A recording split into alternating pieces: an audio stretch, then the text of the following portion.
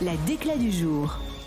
Elle est signée ce matin, Julian Nagelsmann, le sélectionneur de l'Allemagne après l'élimination de la Mannschaft en 16e de finale. Au tir au but aussi face au Paraguay, il y avait 1-1 à la fin du temps réglementaire. Le Paraguay qui avait ouvert le score grâce à Enciso avant l'égalisation d'Havertz. Voici la déclat de Nagelsmann. Nous ne faisons plus partie de l'élite du football mondial. Spoiler, effectivement, les mots sont dits et je pense qu'on peut saluer la lucidité du sélectionneur allemand. Effectivement, difficile de le contredire. 2026, élimination en 16e. 2022 ne passe pas les poules. 2018 ne passe pas les poules.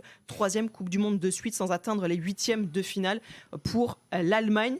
Surprise ou non ? Les Anglais, pour dire sans déconner, ils disent no shit, Sherlock. Ouais, c'est ça. T'as envie de dire no shit, Julian. Je pense que cette équipe d'Allemagne, depuis que je regarde le foot, elle n'a jamais eu autant de très bons joueurs de foot. De très bons joueurs de foot qui ont de la technique, qui ont du flair. Et pourtant, elle n'a jamais aussi mal joué au football. C'est la preuve que finalement, tu ne sors pas de décennies culturelles. À jouer un football qui fait rêver ou pas, mais qui en tout cas peut ou sait gagner de temps en temps. Le symbole, c'est ce Kai Havertz qui marque des buts, mais qui pour moi ne sera jamais un vrai numéro 9 et qu'on s'entête à mettre devant. Hier, ils ont quand même été mieux une fois qu'ils ont planté 2 arbres dans la surface paraguayenne, tu vois, avec Voltemade et un Goretzka, parce que en effet, tu occupes un petit peu les défenseurs. On reviendra évidemment sur la culture de la défense des Paraguayens. Ils vont emmerder le monde et il n'est pas dit que ce soit une partie de plaisir pour la France, comme en 98, nous et pour la compris, Suède. Tu la vois arriver, la sélection paraguayenne, avec son gardien et 11 bandits sur les 10 bandits sur le terrain. C'est quand même très faible. Mais ce que je veux dire, c'est que l'Allemagne, après, Nagelsmann, il faudra qu'on instruise les choix. Il a tenté de mettre en place un projet.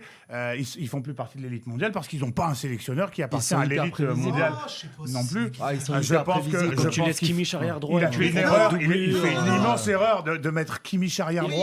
Là où tu as besoin d'un Kimmich à la construction du jeu, juste pour en finir, il tente de jouer un football léché. Un Florian Wirtz est sous-utilisé. Et en effet, tu as rappelé Thomas, ils sortent en 2018, ils sortent en 2022, ils sont déjà plus là en 2026. Et c'est pas parce que tu as 4 étoiles sur maillot, c'est pas parce que tu as connu ces altitudes, tu vois, tes billets d'avion, tu les payes pas avec tes photos de vacances. Mais t'arrêtes pas de nous emmener en Bolivie, toi. Pourquoi on est à La Paz, là, on est super haut. Non, mais pourquoi ils sont en hypoxie ? Ils ont quand même 28 ans de moyenne d'âge, finalement. La Bundesliga qui nous excitait avec 3,3 buts pendant des années, il n'y a que 27% de joueurs qui évoluent à l'étranger. C'est une lapalissade, on le sait, on le dit depuis longtemps, mais on est d'accord. Kai Havertz est pas un neuf, il a été blessé une grande partie de la saison. Il y a un problème avec le jeu et le nous chez eux. Il met 2 buts dans la saison en championnat, il en met 4 en Ligue des Champions. Moi, ce qui m'embête hier, oui, vous avez raison, c'est peut-être le sélectionneur, mais il y a 110 ou 120 ballons touchés par les 4 de derrière, plus Florian Wirtz. Et moi, j'ai rêvé avec le Bayer Leverkusen il y a 2 ans, et je vois rien de tout ça. Donc, je te rejoins, Simon, en disant, ils ont des super joueurs. Florian Wirtz, pour moi, ça aurait dû être la star mondiale depuis 3 ans. Et en fait, j'essaye de vendre le truc à mon fils, et il me dit, il est nul ton 10, il est chiant. Et je dis, t'as raison. Et c'est ça tout le temps, en fait. La Côte d'Ivoire n'y a pas cru, ils doivent leur marcher dessus. Ça fait 3 matchs que c'est cataclysmique, en fait. Oui, il y a eu cette défaite en dernier match de poule face à l'Équateur, effectivement, qui avait... avec le ballon. En fait, ils sont 10e au classement FIFA. Je suis désolé, je sont passés 12e, je crois. Techniquement, il y a des... Et Sané, excusez-moi, c'est là aussi le déséquilibre, c'est le pire. J'allais oublier ça. 11% de duels gagnés hier, 11%, 0 dribble réussi. Sané, c'est débile de le foutre sur ce terrain. Il est là par un concours de circonstances. Il est là à cause des absents, Thomas. Mais du coup, c'est les 4 de derrière et c'est Wirtz. Ça penche complètement d'un côté. Et je sais pas pourquoi ils le mettent, mais c'est pas le roi, c'est le vassal Sané. Ils savent pas quoi en faire et ça déséquilibre tout. L'absence de Niakbri, je pense, même s'il aurait pas. Il y en a de Karl aussi. Franchement, c'est compliqué de jouer sans lui, en tout cas par rapport à ce qu'il faisait au Bayern. Et après, peut-être aussi, si on va chercher un peu plus loin, la domination totale du Bayern aussi depuis des années, même s'il y a eu la petite parenthèse du Bayer Leverkusen, fait aussi peut-être que quelque part on s'appuie trop sur eux. On ne fait pas jouer Kimmich à son poste. C'était un trompe-l'œil, tu le dis, le Leverkusen, c'est ça ? Non, il y a eu cette parenthèse-là, finalement. C'est fait avoir par Wirtz, pas par Et quand tu regardes cette équipe-là, il n'y a pas tant de joueurs à part Wirtz qui sont aujourd'hui titulaires en équipe d'Allemagne. Et aujourd'hui, ils sont trop prévisibles. Ils ont des joueurs hyper techniques, talentueux individuellement. Ils sont capables d'éliminer, faire d'un contre un. Mais quand tu es l'équipe du Paraguay, tu te mets en bloc bas. Et en plus de ça, que tu as cette culture de... Bon, bien sûr, ils auraient pu perdre aussi le match. Mais ils se sont arrachés. Et à l'arrivée, ils sont hyper faciles à contrôler. Non, mais au final, aussi, tu te rends compte que dans cette sélection, on part du sélectionneur, la gestion d'avant-mondial elle est catastrophique. Le retour de Neuer en catimini une semaine avant, qui n'avait pas vraiment de sens. Tu la mets un petit peu à l'envers, un petit peu beaucoup à ton gardien titulaire. Neuer, il a failli les sauver hier quand même, parce qu'au moment clutch, il sort le tir au but. Neuer, il m'a fait aimer le poste de gardien de but. J'ai été gardien de but par la suite, grandement à cause de Neuer. Et aujourd'hui, ça me fait de la peine de le voir avoir cette sortie, d'avoir ce niveau-là. Oui, mais c'est pas à cause de lui qui rentre à la maison. C'est pas à cause de lui, mais il fait partie pour moi d'une gestion d'avant-mondial incompréhensible, où des choix sont faits pour dire c'est moi le boss, je vais faire comme je veux, peu importe ce que vous pensez. Kimmich, il va être arrière droit, je prends pas d'autres arrière droit que lui pour vous montrer que ça sera lui et rien d'autre que lui. Je prends Manuel Neuer parce que je décide que c'est bon pour l'équipe de le ramener, et au final tu avais un gardien qui était bon, Baumann, et qui est sûrement plus en forme actuellement que Manuel Neuer. Et aujourd'hui, Manuel Neuer, sa dernière en sélection nationale, elle est ce qu'elle est, elle est très moche. Et quand tu parlais de Florian Wirtz, je trouve que tu as été très gentil avec lui et un peu dur avec Sané qui fait le meilleur coup du monde que Wirtz. À un moment, il va falloir qu'il enlève le contrôle parental. Je t'ai dit, je suis d'accord, c'est cataclysmique. Kimmich qui touche 120 ballons alors qu'il est latéral, tu peux même mettre Niklas Süle si tu veux. 145 millions d'euros, alors on l'a accompagné sur Liverpool, on a dit c'est une première saison, il va s'adapter. On est patient. C'est le petit Wirtz, il n'y a pas de problème. Maintenant, on se retrouve en sélection nationale, on a un Musiala qui a toujours sa jambe en moins parce que ça va prendre du temps pour qu'il revienne à son réel niveau. On a un Wirtz qui a ses deux jambes. Moi, je me demande si sa blessure au genou est totalement passée parce qu'on l'avait oublié, mais c'est quelqu'un qui s'est déjà fait les croisés. Et physiquement, j'ai l'impression que physiquement, il accuse le coup. T'as quand même des bons joueurs quand tu vois le quatuor offensif avec Wirtz, Musiala, Sané, Havertz. Sur le papier, oui, c'est clair. Quand même, quand tu regardes le Paraguay, t'as ce qu'il faut normalement quand même. Même si ça met le bus en face, effectivement. On posait la question de Nagelsmann. Nagelsmann refuse pour le moment de démissionner. Il l'a dit après la défaite. Il est en poste depuis 2023. On se souvient de l'élimination en quart face à l'Espagne à l'Euro 2024. Vous me voyez venir. Il y a évidemment le nom de Jürgen Klopp qui est un petit peu derrière tout ça, qui plane au-dessus de lui. Est-ce que c'était une erreur de casting, Julian Nagelsmann ? Après coup, on pourra toujours dire ça. Mais bon, moi, je trouvais que c'était un peu rafraîchissant au départ. Après, il ne faut pas non plus qu'il s'accroche. On l'a faut pas qu'il s'accroche. Il prend un four au Bayern. Faut pas qu'il s'accroche au poste. Le truc, c'est qu'on avait Tedesco, on avait lui, on avait 3 ou 4, excuse-moi, c'est pour contribuer. Je coupe. Mais on avait 3 ou 4 sélectionneurs de moins de 30 ans en Allemagne. Pas sélectionneur, pardonnez-moi, entraîneur. Un ancien journaliste. Il y avait une génération. Il y avait un truc et on s'est engouffré là-dessus. Lui, il arrive à 28 piges avec beaucoup d'aplomb. Quand il a fallu, après Hoffenheim, franchir l'échelon supérieur, effectivement, il a fallu un tout petit peu, c'est ce qui me vient, mais dégonfler un peu la pastèque. Il n'a pas toujours apprécié. Là, hier, il fait amende honorable. Il dit, moi, je suis là jusqu'en 2028. Je vais aller dans le bureau, vendre mes arguments. J'ai bien compris que demain, dans Bild, le sondage serait à 10 ou 12%, mais on va faire redescendre ça. Et puis, on verra. Il y en a d'autres qui ont eu l'humilité à un moment quand ça n'allait pas avec Hugues Guilleux. Il y avait échange de crottes de nez, j'en sais rien. Je ne sais pas s'il y a vraiment quelqu'un qui serait providentiel. Jürgen Klopp. Ça serait évident. Toute l'Allemagne pense à Jürgen Klopp ce matin, on va pas dire le contraire. Et moi, je serai allemand ce matin. Aussi, manifestement. Moi, je serai allemand ce matin et je vois Thomas Tuchel sur le banc de l'Angleterre, je l'ai mauvaise. Oui, aussi, bien sûr. Mais oui, Jürgen Klopp, mais bon, il a pas l'air d'avoir très envie de sortir de la casquette Red Bull. Il est bien, il est tranquille. Il a l'air bien, là, il prend les petits chèques. Entre le Paris FC, entre visiter la Tour Eiffel, faire un petit tour en Autriche. Un sélectionneur de son pays, alors que bon, c'est moins violent qu'un taf d'entraîneur principal. Ouais, ça pourrait, en tout cas, moi je le verrais d'un très bon œil. C'est ça que tu nous dis. Ouais. Puis avec, du coup, vu les résultats, il y aura toujours de la pression, ça reste l'Allemagne. Mais voilà, on peut laisser un peu de temps pour remettre les choses en place. Après, l'Allemagne, c'est une grosse personnalité. C'est une fédération qui, à l'époque, quand tout allait mal, n'a pas sorti Joachim Löw quand on le pensait, qui a attendu vraiment la catastrophe pour lui dire bon, ça faudrait peut-être penser à partir maintenant. Donc, voilà, il a gagné, il a vraiment gagné par contre. Et t'as un Nagelsmann, oui, qui, comme tu l'as dit, a dit moi j'ai un contrat jusqu'en 2028, donc si on me vire pas, je serai toujours là. Par contre, si on ne veut plus de moi, en gros, vous me faites mon chèque et je m'en vais. En gros, c'est ça qu'il a déclaré hier. Ça fait penser à 2 de mes joueurs, ça. Le contre-chèque pour aller aller chercher Jürgen Klopp avec Red Bull. Ça va peut-être faire beaucoup. Ouais, c'est ça, parce qu'effectivement, il y a des années de contrat à payer aussi à Nagelsmann. Simon, tu veux pas cibler spécialement toi le sélectionneur allemand ? Non, je veux pas le cibler parce que il ne m'a rien prouvé en tant que sélectionneur allemand. Mais encore une fois, ça a été un échec au Bayern. Moi, j'ai toujours un peu de mal avec les mecs qu'on nous vend comme des purs génies. Et bon, si t'as pas regardé les matchs de deuxième partie, tu vois, de leur championnat dans lesquels ils sont censés avoir émerveillé les hipsters du football, c'est que tu connais rien au ballon et que visiblement tu t'y intéresses pas assez. Donc Nagelsmann, pour moi, on nous le vend comme un génie du foot. Et j'attends encore de voir les preuves. Et jusqu'ici, il m'a pas convaincu.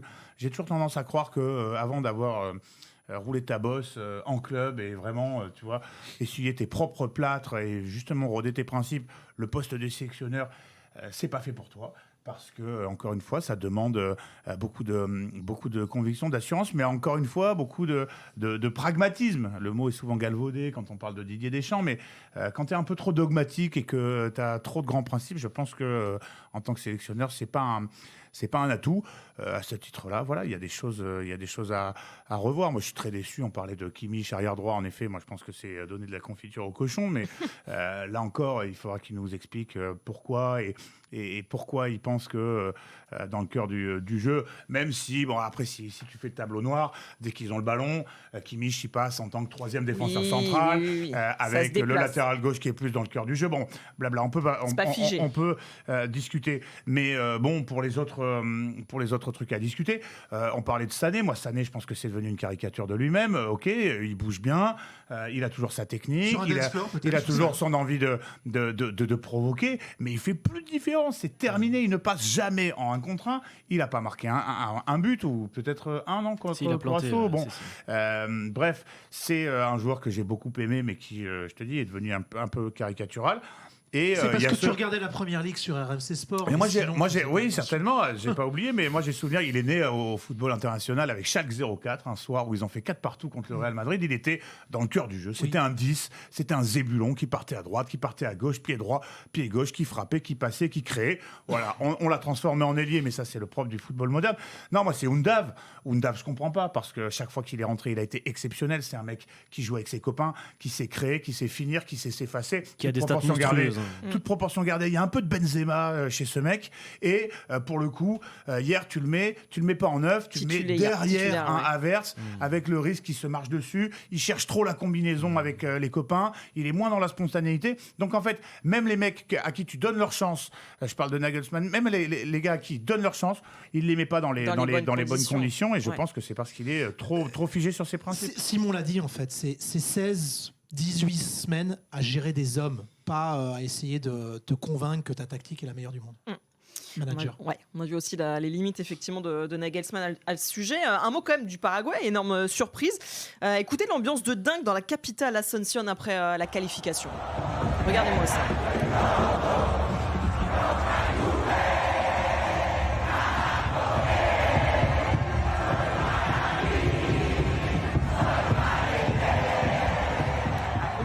Surprise, mais c'est vrai qu'ils avaient défendre, on est très chiant. On se rappelle qu'ils avaient atteint les quarts de finale en 2010 quand même avec cette élimination face à l'Espagne sur un petit 1-0.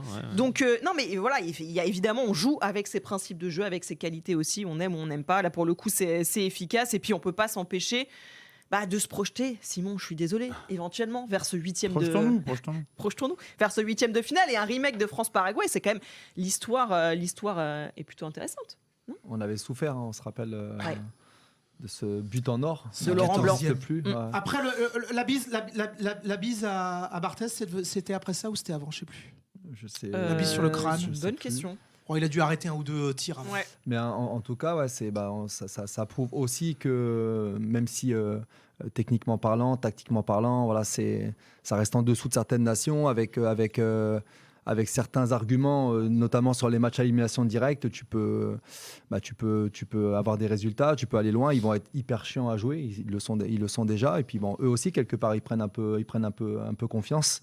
Et c'est là, si je reviens sur le Maroc, quand tu as l'étiquette de favori, après ça devient un peu plus dur, quoi. Donc il faut se réadapter à l'adversaire. On en parlera effectivement dans On pourra le peut-être bras de faire fer comme tout avec à le l'heure à basket, 9 heures. jouer le quatrième carton en premier, et contre le Paraguay, on pourra peut-être jouer la prolongation en premier, 2 fois 15. Aller direct en prolongation. Non, mais c'est vrai qu'il faut les jouer quand même. Bien sûr, il faut les jouer et j'en vois beaucoup se plaindre un petit peu du style de jeu, mettre le bus, mais le football appartient à tout le monde et aujourd'hui, le Paraguay n'a aucun intérêt C'est ça. à Ils jouent avec leur sortir, force. à essayer de faire le jeu face à l'Allemagne, face à l'équipe de France.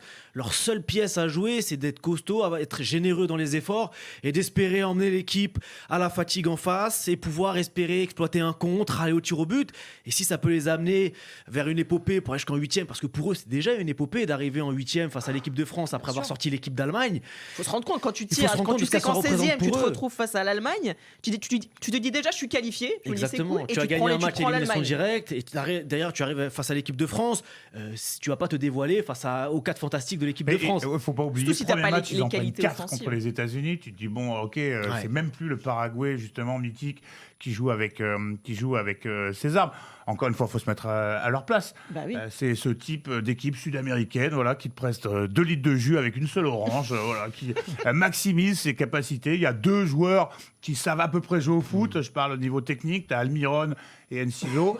Le reste, c'est des Sont les deux bandits, leaders, oui, des mecs qui ont le est à peine dans la caricature. qui ont le poignard dans le short, qui sont prêts à te faire la peau sur le terrain. Non mais quelque part, ça te réconcilie avec la grande histoire du football, quoi. Mais Tu peux oui. gagner avec ces mecs-là. Exactement. Galarza, c'est incroyable, le match de brigand qui nous fait Canale, Gomez, qui est une légende sur le continent sud-américain. Et puis, et c'est On là sélectionne que chez les narcos. Moi, je sais non, pas mais combien c'est là que ça, Paraguay. mais c'est là que ça convoque les souvenirs de 98. Un gardien, quand même, Gilles, je sais pas comment Tu on l'appelles prononce, comme tu veux. mais qui est impressionnant, qui a ce charisme. Tu l'as vu à la séance de tir au but, là. La main Il tape dans les mains, là, ferme. comme ça, en bougeant dans son but. En plus, avec le micro il derrière, rentre dans ça la résonne tête du bien, tireur. ouais. Il a l'air serein. Il est dur à battre. Il prend un Ça peu de m'étonne- place. Ouais, il prend de la place. Ça m'étonnerait pas que on le voit en Europe un de ces jours. Il joue à San Lorenzo. À Il mon est plus avis, payé. il va J'ai pas vu tarder qu'il était à plus arriver en payé Europe. depuis 6 mois dans son club Ah, c'est bon, argentin. là, il y a- Ouais. Non, Je non, pense que là, là, il il va va retrouver un ouais, standard ouais, assez c'est vite, ça. je pense. Là, il a Beau marqué les Paraguay esprits, pur jus, ils vont effectivement. pas être bons à prendre pour la Suède ou la France. en huitième. Exactement. Attention à cette équipe paraguayenne.